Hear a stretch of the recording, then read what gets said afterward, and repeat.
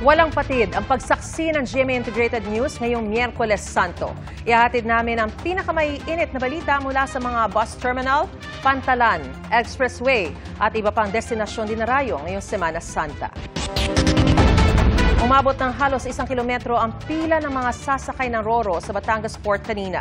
May mga pasahero namang inabutan ng cut-off at bukas na raw ang susunod na biyahe. Saksi live si Dano Tingpungko. Dano? Maris, patuloy pa rin ang pagdagsa ng mga pasahero dito sa Batangas Port ngayong Miyerkules Santo. Pero ang malaking pagkakaiba raw ngayong Holy Week ay hindi gaanong naimbudo ang terminal dahil maraming maagang umalis. Simula kaninang hapon, nag-cut off na ang isang shipping line sa mga biyaheng Paudjongan-Romblon. Ang susunod na biyahe raw ay para bukas na ng alas 5 ng hapon. Ang mga nakapila, makakabili naman ng tiket, pero para bukas na. Bukod sa Odjongan, fully booked din ang mga biyahe Pakatiklan, Kulasi, Rojas City via Romblon at Sibuyan. Akala ko kasi ay makakaabot kami ng makakakuha talaga ng ticket. Yun talaga. Kanina madaling araw nga, humaba ng halos 1 kilometro ang pila ng mga sasakay ng Roro sa labas ng Batangas Port.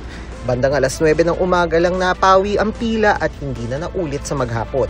Ang magkaibigang sina Rose at Seychelle galing Laguna, ito na raw ang unang nakita kaya imbis na dalhin ng kotse sa Puerto Galera, nag-online booking ng parking sa terminal saka sumakay ng Fastcraft. Mas mahal lang naman daw ng 200 pesos ang Fastcraft kesa Roro. Stranded din po yung mga mga kotse po, ang haba po ng pila. Kaya nag-online booking po sila ate para po sa parking po. Maraming pasahero ang nagsabay-sabay sa terminal madaling araw pa lang. Ang iba hindi na natulog tulad ni Jennifer. Galing trabaho sa Bulacan kagabi, bumiyahe pa Batangas Port, makakarating ng Odjongan alas 5 ng hapon kanina. Inagahan namin ng kasi nga, sabi nga daw sa amin kasi nga walang online.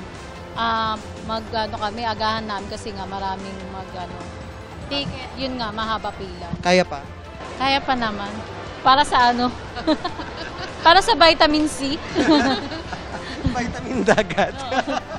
Kasama niya si Banji na wala ring tulog. Gusto ring mapaaga lalo't graduation ng anak kahapon. Sobrang dami ng tao ngayon, grabe. Pero okay lang, maghintay na lang kami. Total, nakakuha na rin naman kami ng ticket. Ano oras ba? Mamaya pa po siguro mga 5 p.m. Sa loob ng passenger terminal, walang ticketing booth na walang pila ng pasahero. Sa dami ng mga naghahabol makaalis, ang ilan umupo na lang kung saan sila madapuan ng hapo. Kaya ang pamunuan ng Batangas Port, pinatupad na ang Plan B. Pinayagan ng mga pasaherong bumili ng 30 pesos terminal fee ticket para makadiretso na sa pre-departure lounge kahit wala pang ticket ng barko. Standard procedure is vessel ticket muna ng barko. Pagkatapos yon ay pupunta ka naman sa kabilang window para sa terminal ticket fee, which is 30 pesos, para makapasok ka na doon sa pre-departure area. So sayang yung pagod ng mga kababayan natin na nakatayo, lalo na kung grupo naman kayo, pwedeng isa na lang ang pipila, kunin lang yung mga pangalan para doon sa manifesto kasi pipirma ron. Para yung ibang mga kasama, nakapahinga na. Inasahan na raw nila ang punuan ngayong huling araw bago mag-long weekend. Pero kung ikukumpara raw sa mga nakaraang Semana Santa, hindi raw hamak na mas maaliwalas ngayon dahil marami na rin daw ang naunang umalis ng nakaraang weekend. Mabuti at inaagahan na nung iba, hindi nasasabay sa mamayang rush hour, no, tinatawag. So kayang-kaya, pag ganyan padating, kayang-kaya. Last year na Sabado-Linggo ng wala. So Sabado-Linggo, ang dami ng bumiyahe.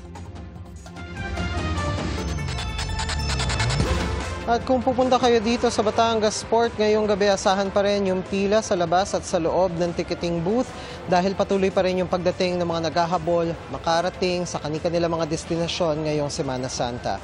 At live pa rin mula rito sa Batangas Port para sa GMA Integrated News, ako si Dano Tingpungko, ang inyong saksi. Mga kapuso, maging una sa saksi. Mag-subscribe sa GMA Integrated News sa YouTube para sa iba't ibang balita.